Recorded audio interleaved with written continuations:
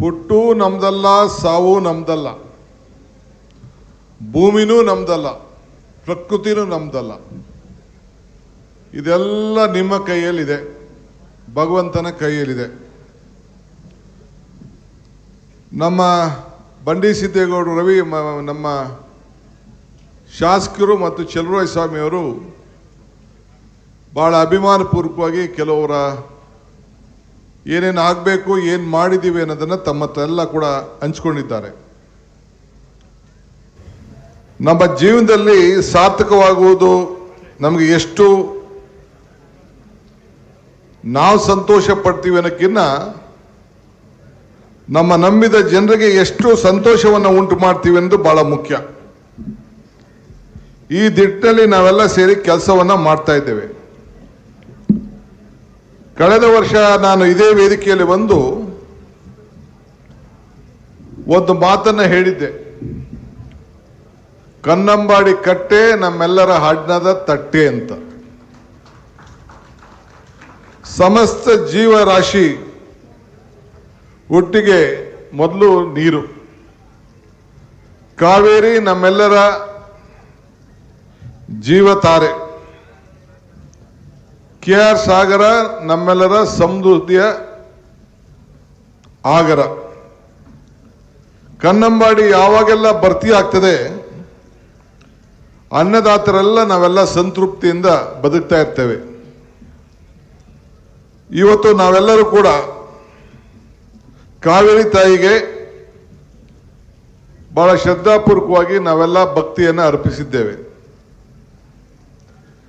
ಭಾರತದಲ್ಲೇ ಬಹಳ ಶ್ರೇಷ್ಠವಾದಂಥ ನದಿ. ನಾವು ಹೆಂಗೆ ನಮ್ಮ ಹಿಮಾಲಯದಿಂದ ಪರ್ವತದಿಂದ ಹರ್ಕೊಂಡು ಬರ್ತದೋ ಆ ಶ್ರೇಷ್ಠ ನದಿಗಳಲ್ಲೂ ಕೂಡ ಕಾವೇರಿ ನದಿ ನಮ್ಮ ರಾಜ್ಯದಲ್ಲಿ ಹುಟ್ಟಿ ನಾವು ಇವತ್ತು ತಮಿಳುನಾಡು, ಕೇರಳ, ಬೆಂಗಳೂರು ನಗರ ಎಲ್ಲ ಕೂಡ ನಾವೆಲ್ಲ ಹಂಚ್ತಾ ಇದ್ದೇವೆ. ಇವತ್ತು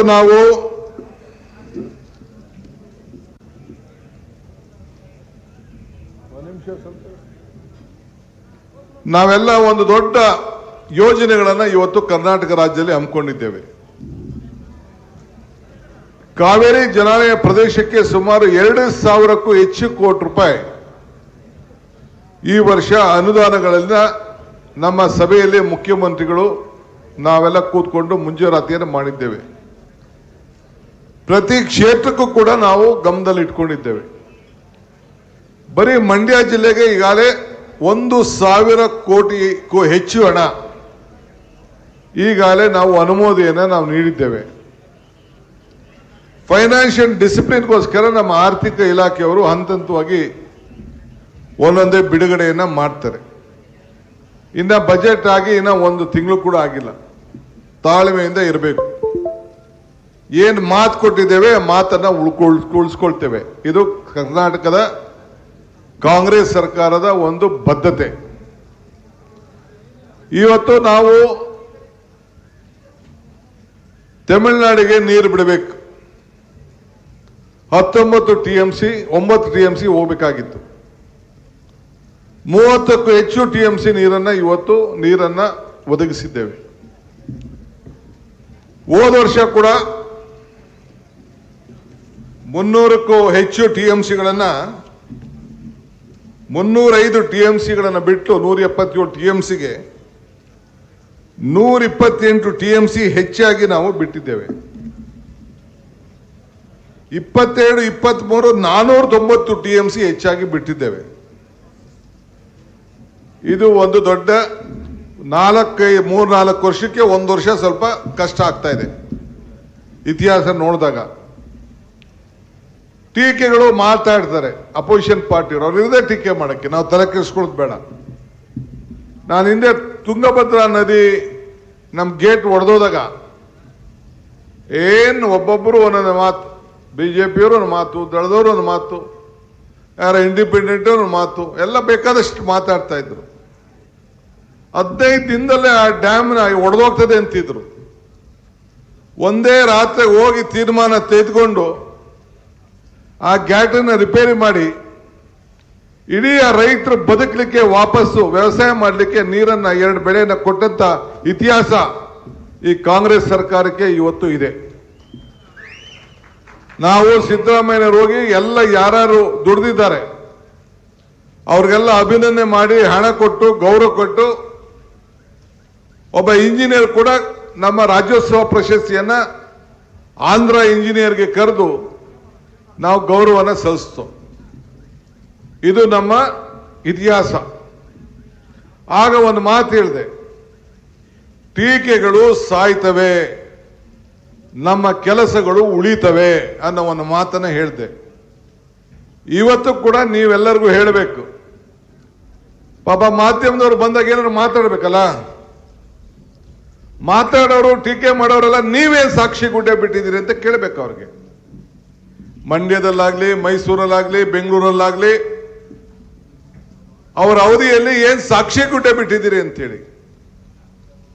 ಇವತ್ತು ಎಲ್ಲ ಡ್ಯಾಮ್ಗಳನ್ನ ರಿಪೇರಿ ಮಾಡಲಿಕ್ಕೆ ನಾವೀಗಾಗಲೇ ಗೇಟ್ಗಳನ್ನ ಸರಿ ಮಾಡಲಿಕ್ಕೆ, ದುರಸ್ತಿ ಮಾಡಲಿಕ್ಕೆ ಒಂದು ಟೆಕ್ನಿಕಲ್ ಟೀಮ್ ಅನ್ನು ನಾವು ಅಳವಡಿಸಿ ಒಂದು ನೇಮಕ ಮಾಡಿ ಅವ್ರ ಹತ್ರ ವರದಿ ತೆಗೆದುಕೊಂಡು ಹಂತವಾಗಿ ನಾವು ಯಾರೇ ಮಾಡಬೇಕು ಅಂತ ಹೇಳಿ ಹೊರಟಿದ್ದೇವೆ.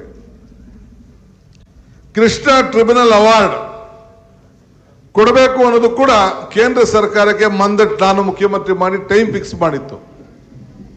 ಒಂದ್ಸತಿ ಮಹಾರಾಷ್ಟ್ರ ಅವರು ಅಡ್ಡ ಹಾಕಿದ್ರು, ಇನ್ನೊಂದ್ಸತಿ ಆಂಧ್ರರವರು ಸ್ವಲ್ಪ ಮುಂದಕ್ಕೆ ಹಾಕ್ಸಿದ್ದಾರೆ. ಆದರೆ ಯಾರು ನಿಲ್ಲಿಸ್ಲಿಕ್ಕೆ ಸಾಧ್ಯ ಇಲ್ಲ.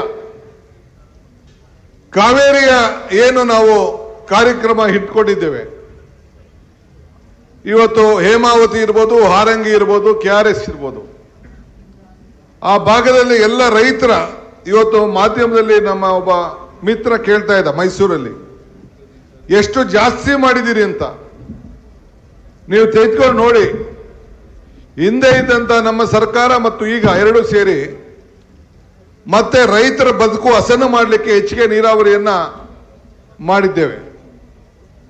ಇಲ್ಲೂ ಕೂಡ ಸುಮಾರು 70-80 ವರ್ಷದಿಂದ ಇದ್ದಂತ ಕಾಲುವೆಗಳಿಗೆ ರಿಪೇರಿ ಮಾಡಲಿಕ್ಕೆ 1000ಕ್ಕೂ ಹೆಚ್ಚು ಕೋಟಿ ರೂಪಾಯಿ ಇವತ್ತು ಹಣವನ್ನ ಬಿಡುಗಡೆ ಮಾಡಿದ್ದೇವೆ.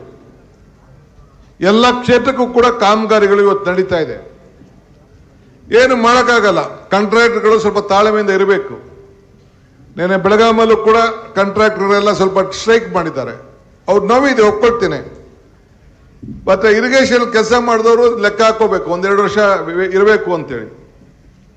ಏನು ಮಾಡೋಕ್ಕಾಗುದಿಲ್ಲ. ಯಡಿಯೂರಪ್ಪನವರು, ಕುಮಾರಸ್ವಾಮಿ ಎಲ್ಲ ಸರ್ಕಾರದಲ್ಲೂ ಕೂಡ ಹೆಚ್ಚಿಗೆ ಬಜೆಟ್ಗಿಂತ ಜಾಸ್ತಿ ಅನುಮೋದನೆಯನ್ನು ಕೊಟ್ಟಿದ್ದಾರೆ. ಇದು ಮೊದಲಿಂದ ಬಂದಂತ ಒಂದು ಸಂಪ್ರದಾಯ.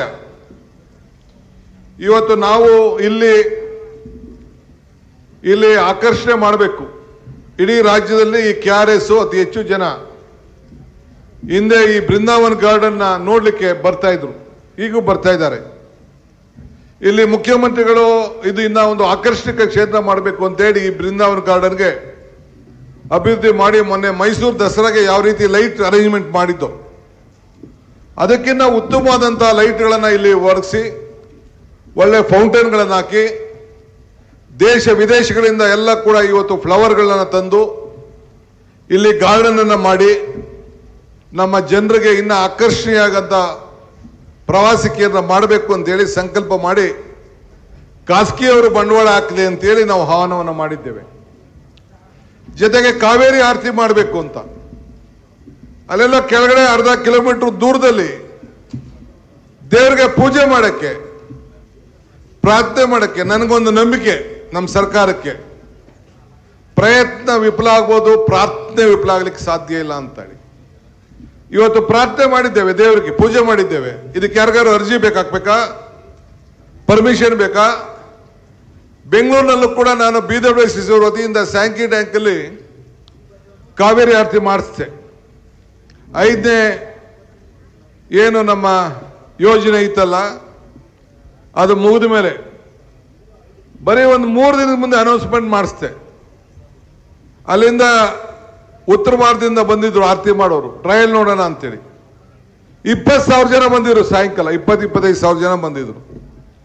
ಹಂಗೆ ಇಲ್ಲೂ ಕೂಡ ನಾವು ಏನೋ ಜನ ಕೂತ್ಕೊಳ್ಳೋಕ್ಕೆ ಜಾಗ ನಿರ್ಮಾಣ ಮಾಡಿ ಈ ಮಂಡ್ಯದವ್ರಿಗೆ, ಮೈಸೂರವ್ರಿಗೆ 1,500 ಜನಕ್ಕೆ ಉದ್ಯೋಗ ಸಿಗ್ತದೆ.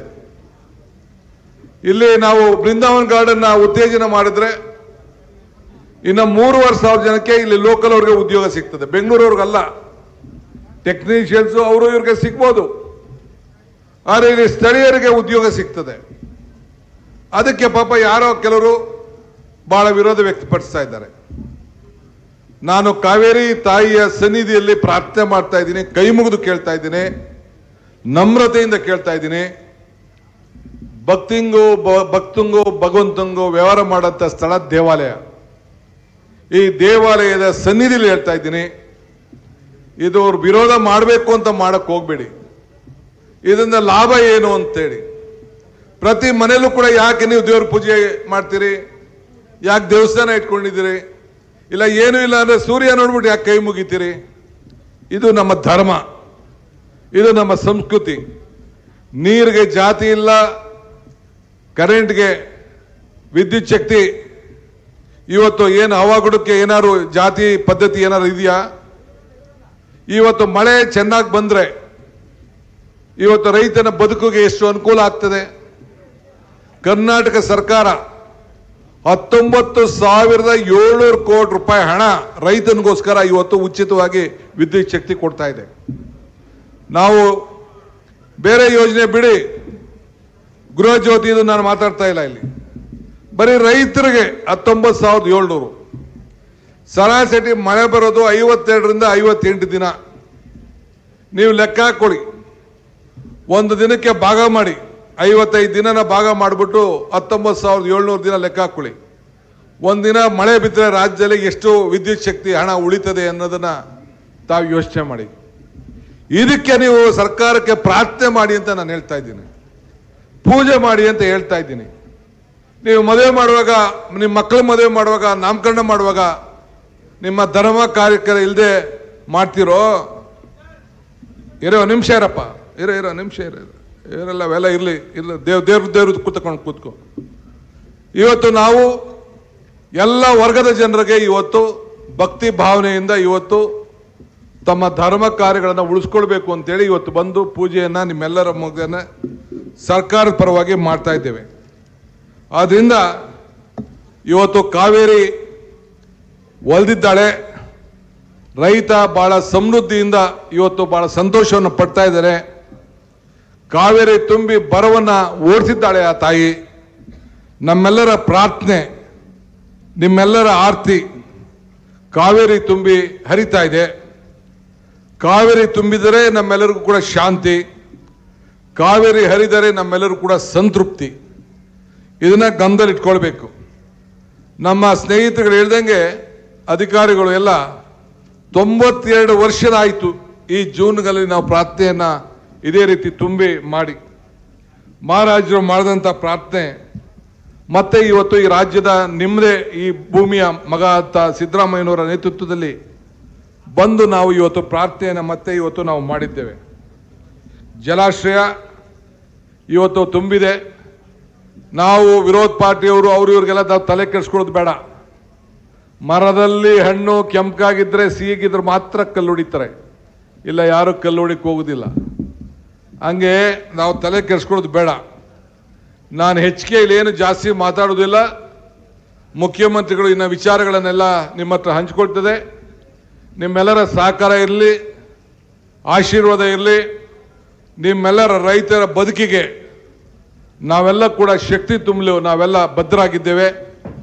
ನಿಮ್ಮ ಕೈಯನ್ನು ಬಲಪಡಿಸಲಿಕ್ಕೆ ಸಿದ್ಧವಾಗಿದ್ದೇವೆ. ಏನು ಇವತ್ತು ಕೃಷ್ಣರಾಜ ಸಾಗರ ಆವತ್ತು ಮಹಾರಾಜರ ವಂಶಸ್ಥರು ಆವತ್ತಿನ ಕಾಲದಲ್ಲಿ ಯಾವ ರೀತಿ ತ್ಯಾಗ ಮಾಡಿದ್ರು, ಆ ಹೆಣ್ಮಗಳ ಒಡೆಯನ್ನ ಒತ್ತೆ ಇಟ್ಟು ಹಣ ತುಂಬಿ ಈ ಕನ್ನಂಬಾಡಿಯನ್ನು ಕಟ್ಟಿ ತುಂಬಿ ನಿಮ್ಮ ತಟ್ಟೆಗಳಿಗೆ ಅನ್ನವನ್ನು ತುಂಬಿ ಕಬ್ಬನ್ನ ಸಿಹಿಯನ್ನು ಕೊಟ್ಟು ನಿಮಗೆ ಬದುಕನ್ನು ಕೊಡ್ತಾ ಇದ್ದಾರೆ. ಇಡೀ ಬೆಂಗಳೂರಿಗೆ ಕುಡಿಯೋ ನೀರು, ತಮಿಳುನಾಡಿಗೆ ಇವತ್ತು ನೀರು, ಕೇರಳಗೆ ನೀರು, ಎಲ್ಲ ಕಡೆ ಪಾಂಡಿಚೇರಿಗೆ ನೀರು, ಇದೆಲ್ಲ ಎಲ್ಲರೂ ಕೂಡ ಆಶ್ರಯ ಕೊಡ್ತಾ ಇದ್ದಾಳೆ.